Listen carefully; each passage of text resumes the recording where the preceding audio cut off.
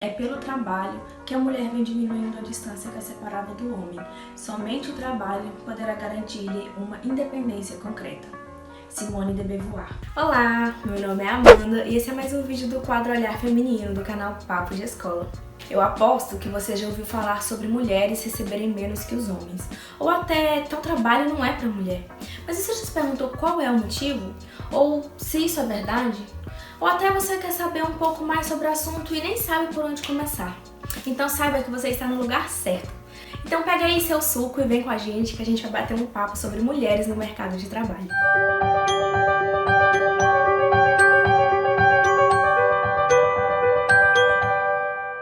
Era uma vez? Não era uma vez. A caminhada até aqui não teve muitas cenas bonitas. Tudo começou onde muitas coisas começaram a desenvolver. Exatamente, na Revolução Industrial. Até essa nova era, as mulheres eram dependentes de seus maridos, somente cuidavam da casa e dos filhos. Mas você deve estar se perguntando, em nenhuma hipótese elas trabalhavam? Sim, existiam esses casos. As mulheres viúvas, as mulheres solteiras ou as que eram de uma elite empobrecida faziam atividades como trabalhos manuais, culinária, lavagem de roupas e por aí vai. Em muitos desses casos, era para sustentar os seus filhos. Mas o sistema capitalista consolidou mudanças importantes, tanto na produção quanto na organização de trabalho. Como sabemos, o sistema maquinário foi a peça-chave para esse desenvolvimento, e com isso a mão de obra feminina foi utilizada nas fábricas, com jornadas de trabalho intensas, riscos à saúde, maus tratos e salários menores que os dos homens. E como justificativa para a diferença salarial, era utilizado argumentos que o homem trabalhava para sustentar a mulher. Portanto, não seria necessário um salário equivalente ou superior. Mas como eu já falei, existiam casos em que as mulheres eram viúvas e com filhos. Será mesmo que deveria existir essa diferença? Estamos no início do século XX e com ele temos os primeiros movimentos femininos por condições de trabalhos mais justas e mais dignas. Em 1908, cerca de 1.500 mulheres organizaram uma manifestação pela igualdade nos Estados Unidos. E com isso, ocorreu uma longa greve têxtil que fechou cerca de 500 fábricas americanas. Esses movimentos foram espalhados por vários países e a partir de um deles especificamente, um protesto chamado Pão e Paz, em 8 de março de 1917, contra o czar Nicolau II, cerca de 90.000 operárias protestaram contra as más condições de trabalho, a fome e a participação russa na guerra. Em 1921, houve a oficialização da data como Dia Internacional da Mulher. Há controvérsias acerca da origem dessa data. Por muitos anos acreditou-se que a data foi criada como um dia para conscientização, para lembrar-se dos incêndios que ocorreram nas fábricas e que não eram acidentais. O mais conhecido foi na fábrica americana Triangle Shirtwaist, que matou cerca de 146 trabalhadores, deles 125 mulheres e com idade entre 13 e 23 anos. Chegamos às grandes guerras. Os homens estavam em fronte de batalha. Consequentemente, isso causava vazios em diversos cargos, e para suprir esses cargos, adivinha só quem ocupava? Claro, as mulheres. Esses cargos eram de engenheiras, de motorista de caminhão, de pilotos, e elas também dividiam fronte de batalha com os homens. E aí, você sabia disso? Se você está pensando que muitas coisas melhoram até hoje, infelizmente eu vou ter que te dizer que não. As melhorias acontecem, mas existem muitos pontos a serem melhorados. E agora eu vou te falar sobre alguns deles. Já sabemos como a mulher se inseriu no mercado de trabalho, e graças à luta de mulheres inconformadas com o lugar que ocupava e com os estereótipos que tentavam enquadrá-las, elas foram em busca da igualdade e deixaram um legado para as próximas gerações. Hoje, o número de mulheres que ocupam espaços fora do ambiente doméstico é cada vez maior. Mas você sabia que a Organização Internacional do Trabalho declarou que a desigualdade de gênero doméstico só deve acabar em 2228? Isso nos leva ao ponto da dupla jornada. Você por acaso já ouviu falar sobre esse termo? A dupla jornada, ela consiste em você conciliar o seu emprego com seus trabalhos domésticos. Na pesquisa da OIT mostrou que mulheres gastam cerca de 4 horas e 25 minutos na atividade de casa e os homens passam 1 hora e 23 minutos realizando esse tipo de tarefa. A dupla jornada é comum entre a população brasileira e é mais intensa entre as mulheres. Como consequências, podemos pensar na questão de a mulher ter menos tempo livre para se dedicar às suas áreas de interesse, aos seus estudos, e também pode afetar a sua saúde mental, já que o tempo de lazer e autocuidado são menores. Essa questão, na verdade, é imposta pela cultura.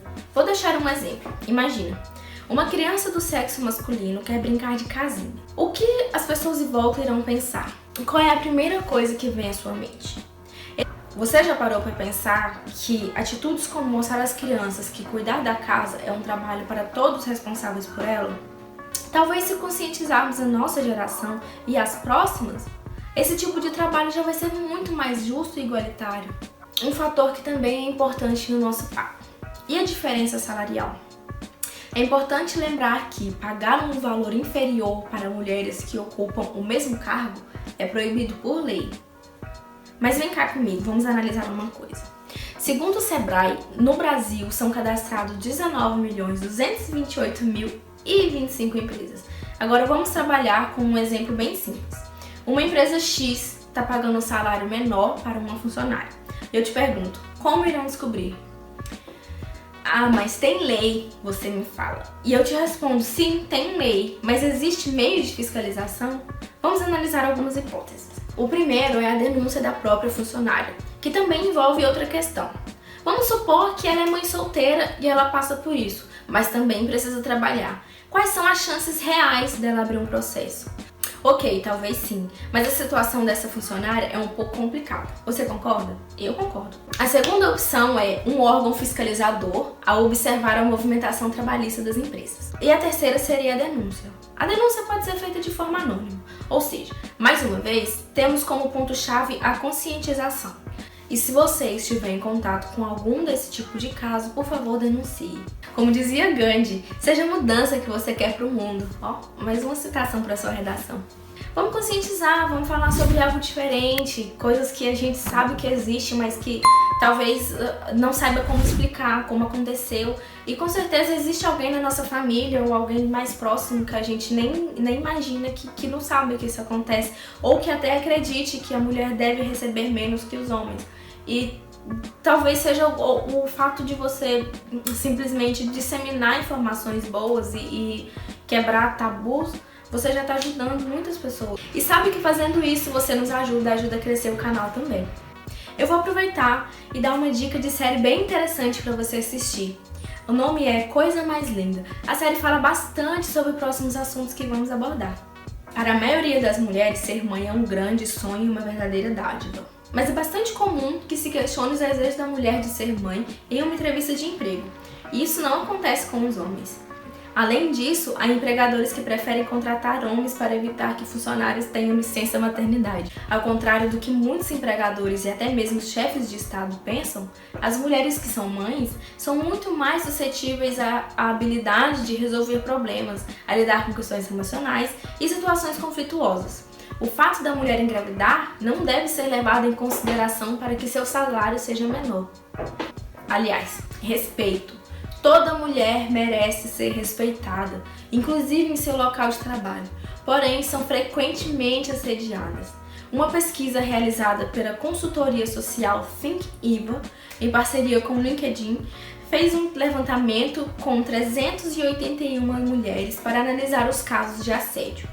47,12% revelaram que sofrem assédio em seu local de trabalho, ou seja, quase metade dessas mulheres. E foi constatado que 1 em cada 6 vítimas pede demissão.